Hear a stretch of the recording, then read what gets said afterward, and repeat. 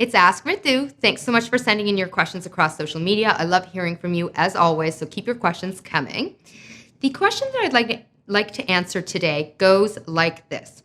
I see you wrote a book called The Authenticity Principle and that you talk a lot about authenticity. So much is written about authenticity, but what does that actually mean? How do you define authenticity? So to say that I'm obsessed with this topic would be an epic understatement. I did write a book on authenticity called The Authenticity Principle. Here it is. If you do not already have it and would like a copy, you can check out more information at ritubhasin.com, and you can even download a free copy of the first chapter there. In my book, I talk extensively not only about the authenticity principle, which is an ideology or a framework for living more as yourself as much as possible, but I define expressly what I mean by authenticity.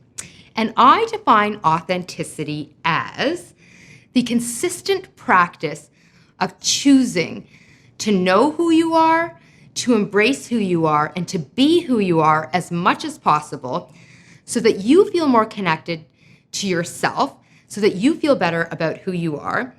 You bring this spirit into your interactions with others. And in this regard, being authentic is a lot like a magnet. It's contagious.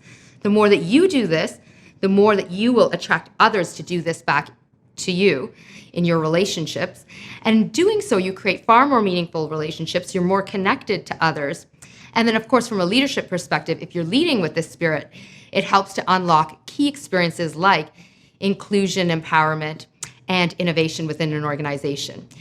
So this is a really long-winded way of saying that authenticity is a practice. It's a choice that we make in moment to moment, minute to minute, person to person, about revealing who we are, which means knowing who you are, embracing who you are, and not railing against your identities, even though the fear of bias and judgment is constantly happening because bias is coming our way.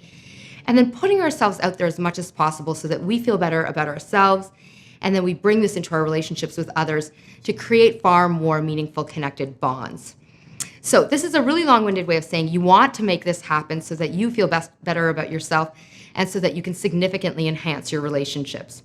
So I hope this definition of authenticity is helpful for you. I have a lot more videos and blogs at ritubhasin.com. You can check them out there. Thanks for your question. Hope this helps. Keep them coming.